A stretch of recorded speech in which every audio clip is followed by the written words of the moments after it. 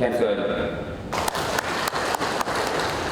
พิธีโฮมจุมนุมเผยแพร่ผลสำเร็จของประชุมใหญ่องค์คณะพรรคแขวงบ่อแก้วครั้งที่ 7 ได้จัดขึ้นในวันที่ 8 ตุลาคมนี้อยู่ที่สโมสรแขวงโดยการเผยแพร่ของพลจัตวาแป้นคำบุตรจันแพงเลขาคณะบริหารงานพรรคแขวงบ่อแก้ว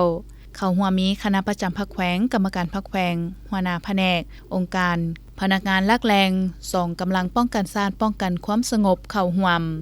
ในกองประชุมใหญ่องค์คณะพรรคแขวงบ่อแก้วครั้งที่ 7 ที่ได้ดำเนินภายใต้คำขวัญเพิ่มทวีความสามัคคีนำพาที่เข้มแข็งของคณะพรรคแต่ละขันเสริมขยายความสามัคคีทั่วปวงชนยกสูงความเป็นเจ้าตนเองเพื่อพัฒนาตามทิศสีเขียวและยืนยงได้สำเร็จลงอย่างจบงามในวันที่ 6 ตุลาคมนี้ภายใต้การเป็นประธานของสหายแป้นคำบุตรจันแพงเลขาคณะบริหารงานพรรคแขวงบ่อแก้วโดยการเป็นเกียรติเข้าร่วมของสหายพลเอกวิไลลาคำฟองกรรมการกรมการเมืองศูนย์กลางพรรครองนายกรัฐมนตรีกระทรวงป้องกันความสงบซึ่งกองประชุมดังกล่าวมีผู้แทนสมบูรณ์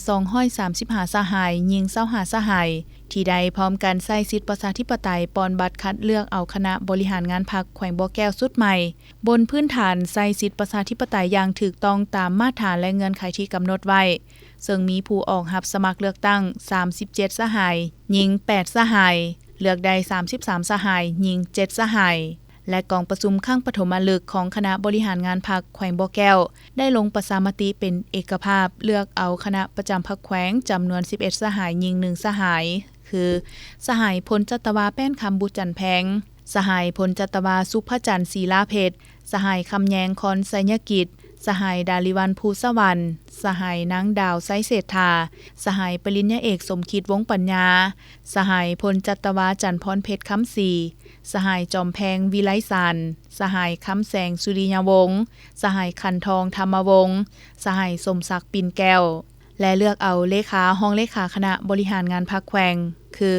สหายพลจัตวาแป้นคำบุตรจันแพงเป็นเลขาคณะบริหารงานพรรคแขวง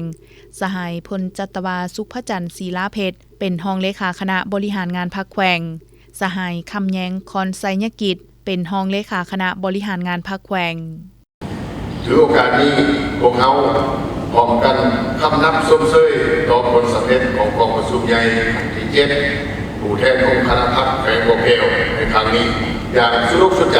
ขอส้มเซยเพื่อตอบสนองความเห็นออกต่อการของหน้าที่การเลือกของกองประชุมใหญ่ครั้งที่ 7ผู้แทนของคณะพรรคแขวงบ่อแก้วต่อไปนี้ขอเสนอและเรียกร้องมันคณะพรรคแต่ละครั้งสมาชิกพรรคพนักงานแต่ละสายและประชาชนระดับเอาชาวแขวงบ่อแก้วจงพร้อมพากันพร้อมแข่งขันจัดตั้งการขยายและจัดตั้งปฏิบัติหน้าที่ของประชุมใหญ่ในเดือนนี้ให้ทุกคน